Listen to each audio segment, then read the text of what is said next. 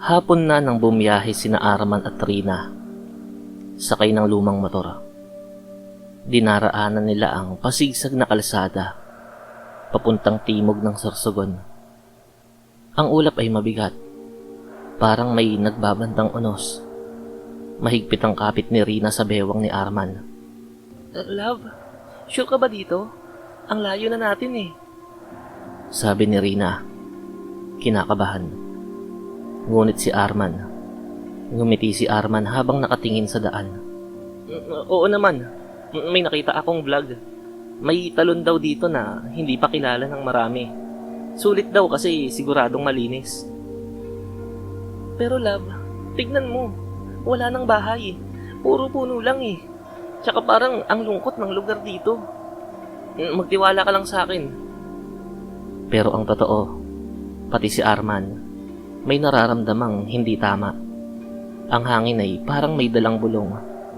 May amoy lupa at nabubulok na kahoy. Ang mga ibon, wala kang makikita, kahit isa. Nang maabot nila ang lumang arko na may bakbak na pintura, nabasa nila ang nakasulat. Welcome to Barrio Silakbo, Land of Ancient Feast. Nagkatinginan ng dalawa. Ancient Feast? Tanong ni Rina. Pista siguro, baka lumang tradisyon. Pero nang umusad sila, biglang huminto ang motor. Love, Takot na sabi ni Rina. bakit nagkaganito tong motor natin? Hindi pa naman to pumapalya kahit kailan ah. Bigla, may kumaluskos sa kakahuyan. Hindi pa anang tao yun. Hindi rin pa anang hayop. Parang pakpak. Parang basang tela na humahampas sa hangin. Nakarating sila sa gitna ng baryo. Pagkatapos itulak ang motor. Sa unang tingin, parang normal ang lugar.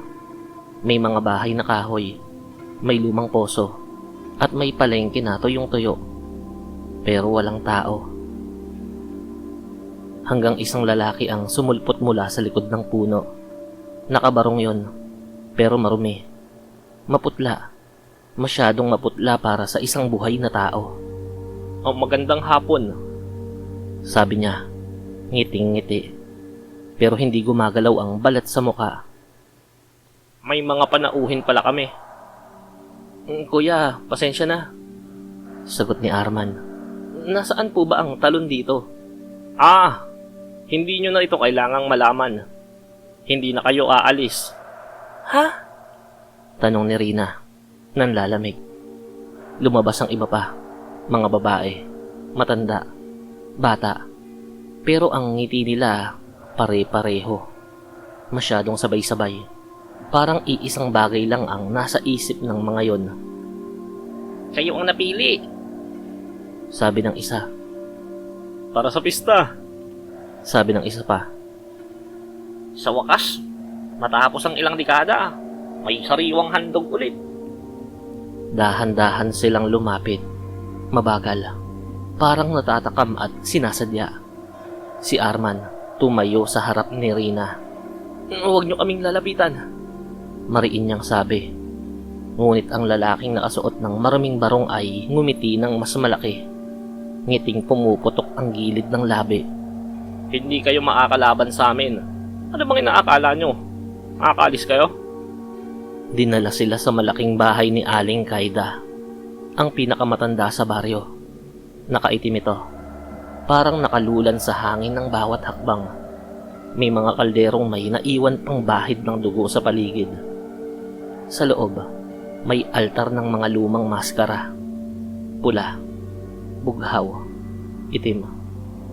At ang pinakagitna, maskarang hugis mukha ng babaeng umiiyak. Para kanino ang maskara? Tanong ni Rina. Ngumiti si Aling Kaida. Yan ang magsisilbing mukha mo pag inalay ka na namin. Anong gagawin niyo sa kasintahan ko? Kung may kailangan kayo, ako na lang. Humarap si Kaida kay Arman. Tinignan siya, mula ulo hanggang paa. Ikaw, huwag kang magmamadali. Ikaw ang magiging almusal ng mga bata. Sabi nito. sabay turo sa 3 batang nakatingin sa kanila. Mga bata, ngunit may ngipin ng matanda. Nagpumiglas si Arman, pero hinawakan siya ng 5 lalaki. Ang mga kamay nila, malamig, matitigas, hindi normal ang pagkagaspang. Si Rina naman ay itinali sa lumang silyang bakal. Nakagapos ang mga kamay. Walang magagawa yung pagpupumiglas mo. Mapapagod ka lang. Bandang hating gabi, nag-umpisa ang tambol. Hindi tunog ng kahoy, tunog ng balat, tunog ng laman, tunog ng mga sigaw na matagal nang pinipigil. Sa labas, may nagsisigawang parang hayop, may tumatawa, may mga humihiyaw. Sa bintana, sumilip si Rina. Nanginginig siya. Nakapalibot ang buong baryo. Lahat ay nakangiti at lahat ay unti-unting nagbabago. Kumukulubot ang balat, humahaba ang mga kuko, tumutubo ang pangil, at ang mga mata nagiging pula. Love, anong gagawin natin? Nanginig ang boses ni Arman kahit pinipilit maging matapang.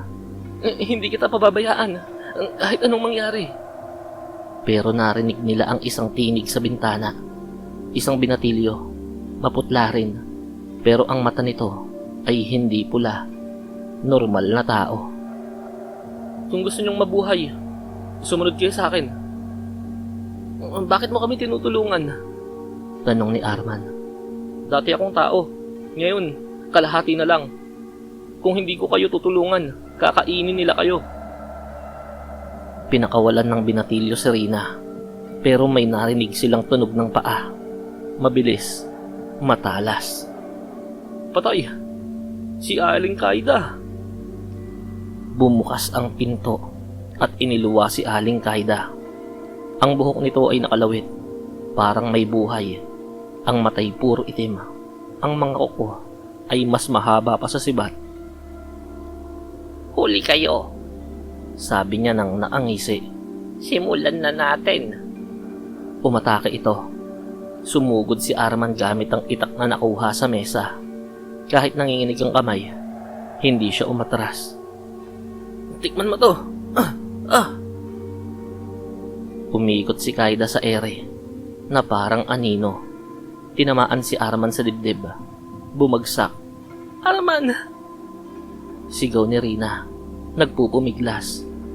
Pero bago niya malapitan ang kasintahan, hinarangan siya ng 3 batang aswang. Ngumiti ang mga to. May ngipin na parang pating. Babae, ang bango mo. Ang sarap siguro ng karne mo. Sa gitna ng kaguluhan, tumili ang binatilyo at sinaksak si Kaida sa tagiliran gamit ang matulis na kahoy. Umurong ang matanda. Isa kang traidor. Sigaw nito. Takbo na! Ngayon na! Sigaw ng binatilyo. Hinila ni Arman si Rina kahit sugatan. Tumakbo sila sa likod bahay, papunta sa makapal na gubat. Habang tumatakbo sila, narinig nila ang tunog, parang malalakas na pagaspas. 1 dosenang nilalang ang lumipad sa itaas. May pakpak na parang paniki, ngunit mas malalaki. Ang mga mata nilang pula, nakafocus lang kay Rina. Love, bilisan mo! Sigaw ni Arman, pero mabilis din ang mga nilalang. Isa ang lumapag sa harap nila, babaeng aswang, nakabaligtad ang ulo sa leeg. Hindi kayo makakatakas. Si Arman, kahit halos himatayin sa hapde, sumugod. Diyos ko, Arman, huwag! Iyak ni Rina. Hindi ako papayag na kunin ka nila. Nagbanggaan ang itak at mga kuko. Nagtilamsikan ng dugo. Tinumaan si Arman sa balikat. Napaluhod. Akin na ang babae. Sambit ng aswang. Inaabot si Rina. Pero sinunggaban ni Arman ang leeg ng nilalang na yon at sabay tinaga. Naputol yon at nalaglag sa lupa ang ulo. Isang halimaw na wala ng ulo, pero tumatakbo pa rin. Sus Maria Josep! Sigaw ni Rina. Sinipa ni Arman ang katawan at tumilapon yun sa bangin. Nakarating sila sa gilid ng gubat na may tanawing kalsada. Rina, tumakbo ka na. Ano bang sinasabi mo? Sabay tayong aalis dito. Hindi pwede. Nanginginig ang boses ni Arman. Ang gusto nilang makuha ay ikaw para maialay. Arman, ayokong mabuhay kung wala ka. Tumingin ka sa akin, Rina. At tumingin nga si Rina. Umiiyak.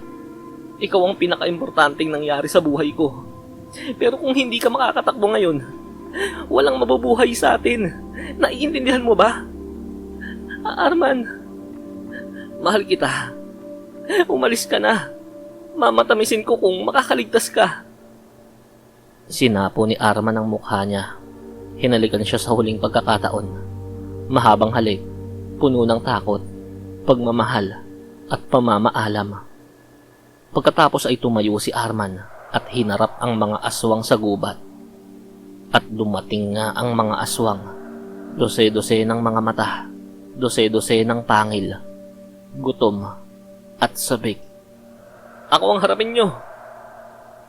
Sigaw ni Arman. Hawak ang itak. Sugatan. Nanginginig. Pero matapang. Arman! Pero itinulak siya ng binatilyo. Huwag mong sayangin ang pagkakataon. Takbo na! Tumakbo si Rina palayo. Habang sa likod niya, naririnig niya ang hiyawan, ang kalansing ng kuko at laman, ang sigaw ni Arman. At pagkatapos, katahimikan. Nailigtas siya ng mga tanod na napadaan.